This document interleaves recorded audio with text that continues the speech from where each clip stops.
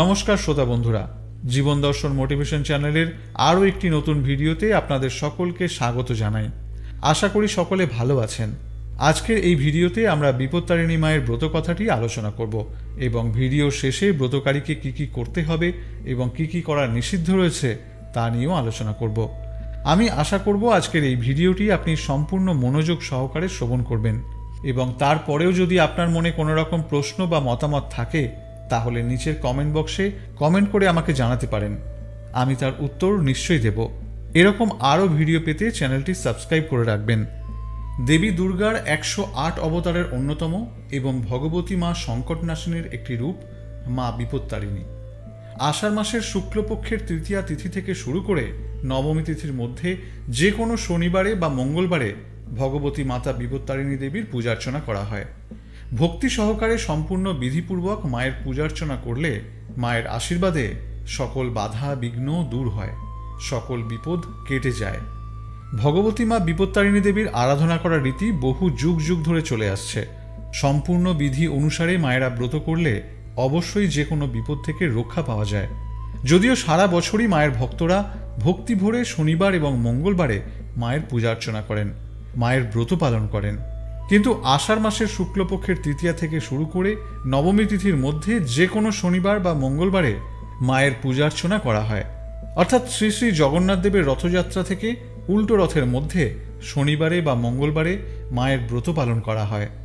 এই বছর বিপত্তারিণী ব্রতের প্রথম তারিখ হল 28শে জুন বাংলার 13ই আষাঢ় শনিবার এবং দ্বিতীয় তারিখ হল 1 জুন বাংলার 16ই আষাঢ় মঙ্গলবার।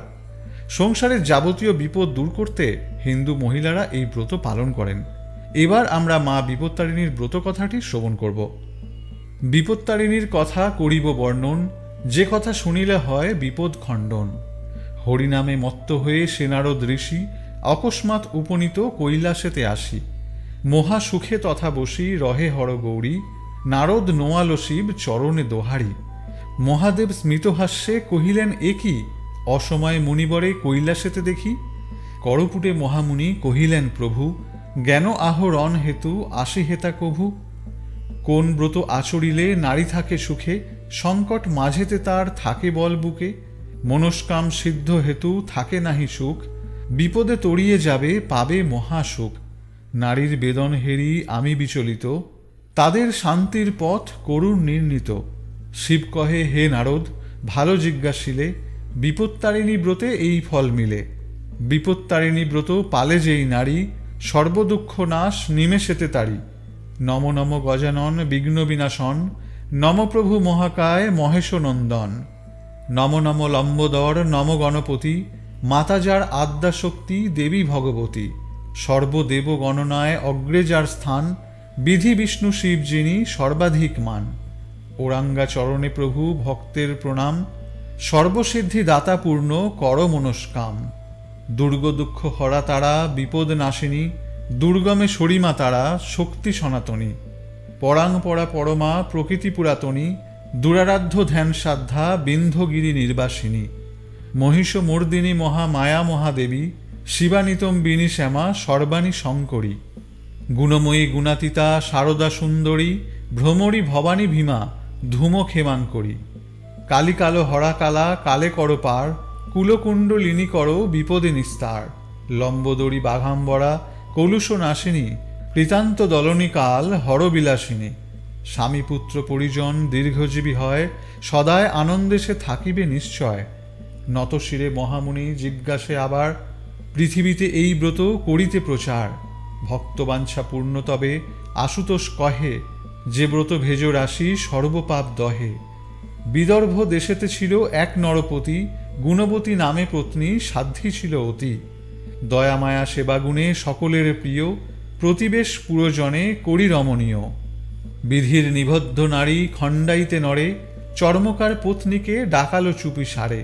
তার সাথে হৃদতা সাপিল যে নারী, কহিল নিষিদ্ধ মাংস দেখাইতে আনে। চর্মকার পত্নী তাঁরে করজোড়ে কহে, এ খবর রাজকর্ণে কোনো মতে গেলে শাস্তির বিষম ফল পাব শেষকালে। রানী তারে নানা দ্রব্য দিল ভারে ভার, রানীর কাকুতি দেখি মন টলে তার। গুণবতী দিল তারে চরম আশ্বাস, একান্ত গোপনে থুবা আনিয়া যে মাংস।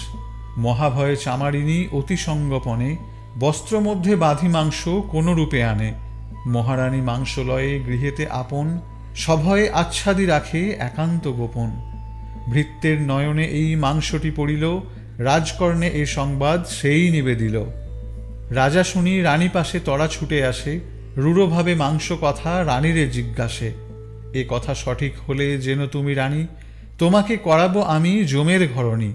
ধর্মকার্যে তুমি মোর হও অংশীদার, তোমার কুকর্ম এই অসহ্য আমার। প্রাণভয়ে মিথ্যা কভু বলো না নিশ্চিত, ধর্মপানে চাহিয়া সত্য যথোচিত। রানী কহে ফলমূল পূজা উপাচার, পূর্ণ করি রাখিয়াছে গৃহেতে আমার। গৃহের সকল দ্রব্য দেখাবো তোমায়, পূজার সময়টুকু দাও গো আমায়। এই বলি রানী করে দুর্গা আরাধনা, বিপদ নাশিনী মাগো সদয় হও না। দুর্গা শিবা ক্ষমাধাত্রী দুর্গতি নাশিনী, এ ঘোর সংকটে মোড়ে বক্ষ নারায়ণী। অভয়া বরদা তুমি মাগো মহামায়া, দয়া করি দাও মাগো তব পদছায়া। মোর দেহে যতদিন রহিবে পরাণ, তব ব্রত মম গৃহে রহিবে আপ্রাণ। দানব দলনী মাগো হও তুমি প্রীতা, এত কহি রানী তথা হইলা মূর্ছিতা। ভক্তিহেরি মহামায়ে আসে রানী পাশে, তাহারে নির্ভয় তিনি দেন মৃদু ভাষে। আমার ভজনা যেবা করে এক মনে, কেশাগ্র স্পর্শিতে তার পারে না সমনে। তোমার ভক্তিতে আমি অতিশয় খুশি, দেখো গে মাংসের স্থলে ফল রাশি রাশি। রাজারে ডাকিয়া আনি দাও গো প্রসাদ, সঙ্গে সঙ্গে দূর হবে সব পরমাদ। এত বলি দুর্গা দেবী গেল নিজ ধামে, ধুলি হতে উঠি রানী উদ্দেশ্যে প্রণামে। তখনই আনিল রানী ডাকায়ে রাজারে, গৃহমধ্যে কিবা আছে দেখো বারে তরে। রাজা দেখে গৃহ পূর্ণ পূজা উপাচারে, সবিনয়ে রাজা কহে ক্ষমহ আমারে। রানীর নিকটে রাজা প্রসাদ খাইল, হরষিত চিত্তে রাজা কর্মে মন দিল। বিপত্তারিণী ব্রত আচরণ করি, দেহ অন্তে স্বর্গে গেল দিব্যকান্তি ধরি। শুক্লপক্ষ আষাঢ়ের তৃতীয়া হইতে, ব্রতের সময় তুমি শুনো মন মতে। শনি বা মঙ্গলবার নবমীর মাঝে, উপযুক্ত হবে যেন এ ব্রতের কাজে। পূর্বদিনে নিরামিষ করিবে আহার, সাধ্যমতো ফল ফুল করিবে জোগাড়। ব্রতদিনে প্রাতঃকালে স্নান সমাপিয়া, সংকল্প করিবে ঘট স্থাপন করিয়া। আম্র শাখা আর ডাব দিবে ঘট পরে, ফলমূল মিষ্টি দিয়ে সাজাবে নৈবেদ্যেরে। আপনার প্রিয় দ্রব্য সাজাবে যতনে, ত্রয়োদশ করি ফল দিবে গুণে গুণে। নৈবেদ্যের সাথে দিবে তাম্বুল ও জল, ব্রাহ্মণে করিবে দান হইবে সফল। ব্রত শেষে দক্ষিণা অবশ্যই দিবে, ইহা বিনা শুভকর্ম বিফল হইবে। 13টি গাঁইট দিয়ে রক্তবর্ণ সুতা, সকলে বাঁধিবে হস্তে না হয় অন্যথা। ভক্তি ভরে এই ব্রত পালন করিলে, স্বর্গের বিশ্রাম সুখ ধরাতেই মিলে। বিপত্তারিণী ব্রত করিলে পালন, প্রিয় চক্ষে দেখিবে যে আত্মীয় স্বজন। পুত্রের ভক্তি আর স্বামীর সোহাগে, আনন্দে কাটিবে দিন নব অনুরাগে। দুঃখ দৈন্য দূরে যাবে তরিবে বিপদ, আয়ুহীন আয়ুলাভ পাইয়া সম্পদ।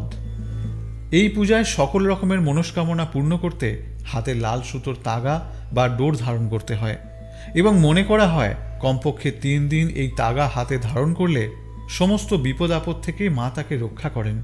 যে তাগা বা লাল সুতোটি হাতে ধারণ করা হবে, তাতে 13টি দুর্বাসহ মোট 13টি গাঁট দেওয়ার কথা বলা হয়ে থাকে। ব্রতের পর লাল সুতো পুরুষদের ডান হাতে এবং মহিলাদের বাম হাতে বাঁধার নিয়ম রয়েছে। যদি কোনো ব্যক্তি আপনাকে এই তাগা বা সুতো হাতে বেঁধে দেন, তাকে অন্তত 1 টাকা প্রণামী দিতে হয়। এই পূজার একটি বিশেষ নিয়ম হলো, সবকিছু জিনিস 13টা করে উৎসর্গ করতে হয় দেবীকে।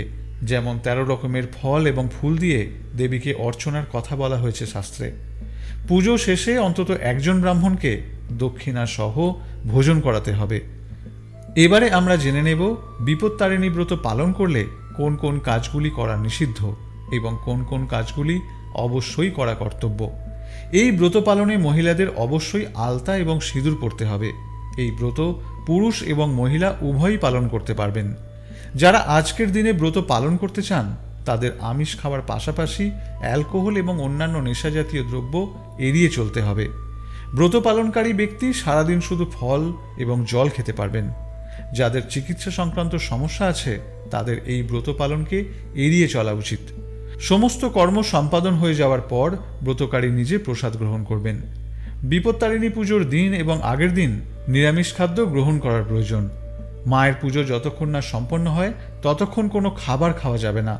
পুজোর পর প্রসাদ খেয়ে উপবাস ভঙ্গ করতে হয়।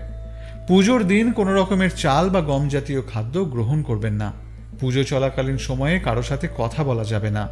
অনুমান করা হয় যে এর ফলে দেবী খুবই রুষ্ট হন এবং সংসারে অর্থ সম্পর্কিত সমস্যা বৃদ্ধি পায়।